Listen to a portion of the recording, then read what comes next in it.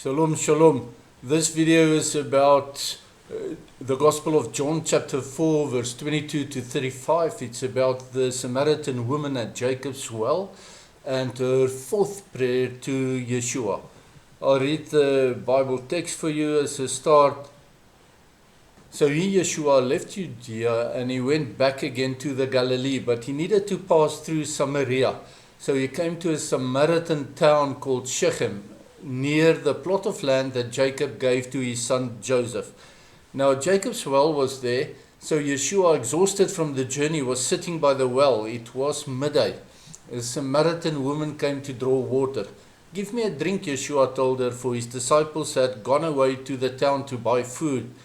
Then the Samaritan woman told him, "How is it that you, a Jew, ask me, a Samaritan woman, for a drink?" And the explanation, I'm sure a gloss in the text, for Jewish people don't deal with Samaritans. Yeshua replied to her, "If you knew the gift of God and who it is saying to you, 'Give me a drink,' you would have asked him, and he would have given you living water." "Sir," the woman told him, "you don't have a bucket and the well is deep. Then from where do you get this living water? You're not greater than our father Jacob, are you? He gave us this well. He drank out of it himself with his sons and his cattle." And Yeshua replied to her, "Everyone who drinks from this water will get thirsty again, but whoever drinks of the water that I will give him shall never be thirsty. The water that I give him will become a fountain of water within him, springing up to eternal life." "Sir," the woman told him, "give me this water, so I won't get thirsty or have to come all the way here to draw water." He told her, "Go call your husband and then come back here." "I don't have a husband," she said. The woman replied. Yeshua told her, "You said it right. I have no husband, for you've had 5 husbands, and the man you have now isn't your husband. This you've spoken truthfully." "Sir," the woman told him, "I see that you are a prophet. Our fathers worshipped on this mountain, but you all say that the place we must worship is in Jerusalem." And Yeshua told her, "Woman, believe me, an hour is coming when you will worship the Father, neither on this mountain nor in Jerusalem. You worship what you don't know. We worship what we know, for salvation is from the Jews. But an hour is coming, and it is here now, when the true worshippers will worship the Father in spirit and truth. For the Father is seeking such people as his worshippers. God is spirit, and those who worship him must worship in spirit and truth." And the woman told him, "I know that Messiah is coming." And I'm sure a gloss again here, he who is called the Anointed One. "When Messiah comes, he will explain everything to us," the woman said. Yeshua told her, "I, the one speaking to you, I am."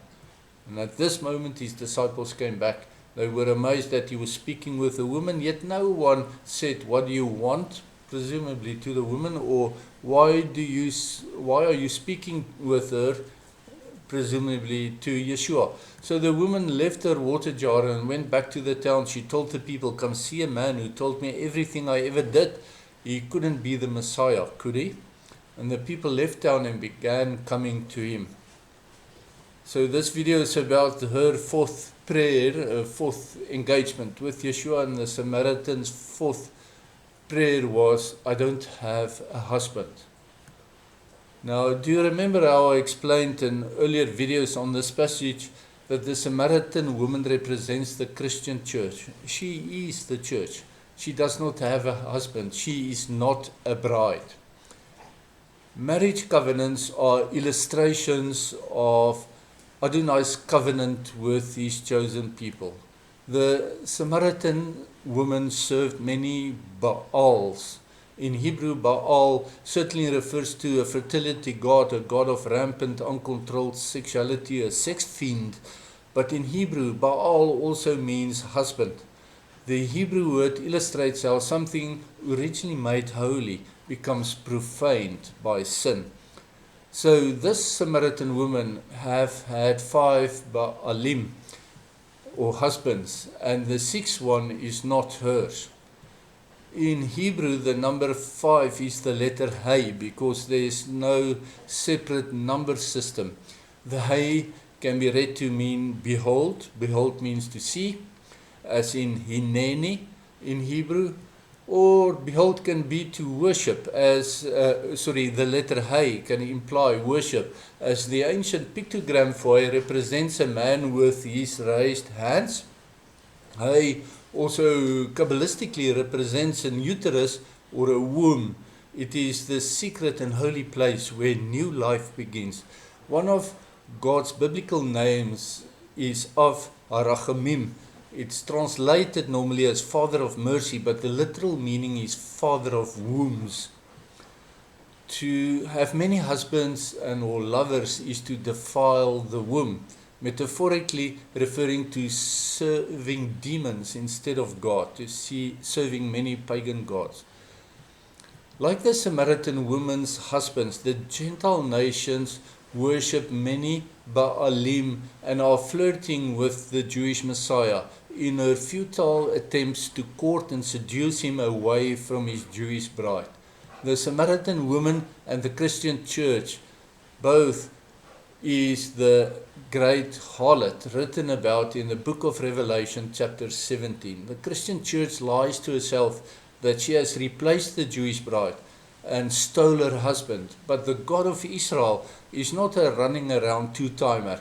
He came for his Jewish bride first. And the dogs under the table can eat the crumbs that fall down from the table. Salvation is first for the Jews and then also for the Gentile believers who walk in his ways. So what are his ways? The Bible's answer is there's only one Torah for all. In Gematria, 6 is the number of man, as in mankind. 6 is also the letter Vav in the Hebrew alphabet, and Vav is a connector, like a hook or a nail that binds things together. In the Hebrew language, Vav, a Vav prefix to a word means and connecting an object or subject to the previous mentioned thing. And you can see there literally a hook or a nail, again, that binds things together. 6 falls short of Adonai's covenant of 7, his promise of shalom. Shalom means completeness, perfection, peace. I'm sure you can see how that relates to the number 7, the completeness and perfection. The Samaritan woman is the Christian church, and like the church fell short, but Yeshua brought her into 7, into his ambit of shalom through chesed, that is through grace and loving kindness. In this, we as the Christian community also find our rest in Yeshua after the Jews. In Hebrew, 7 is the letter Zion. Zion is a penis, the organ by which a marriage covenant is consummated. The Shabbat, the Sabbath, is a covenant of 7. It is the marriage of God with his chosen people, that is Israel or the Jews. The Sabbath testifies that he will establish his millennial reign in the 7th great day of 1,000 years.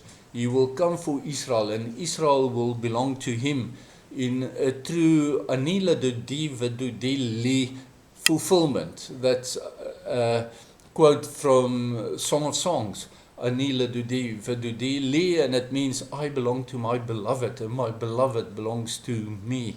It is marriage talk, it's covenant talk. The Christian church rejected the Sabbath in opposition to Adonai Yeshua's loyalty to his bride and against his promises. As Yeshua said to the woman, you Gentiles, you do not know what you worship. And with this, I hope that it will entice you to ponder and to think about this account of the Samaritan woman at the well and her conversation, a deep conversation with Yeshua. Shalom, shalom.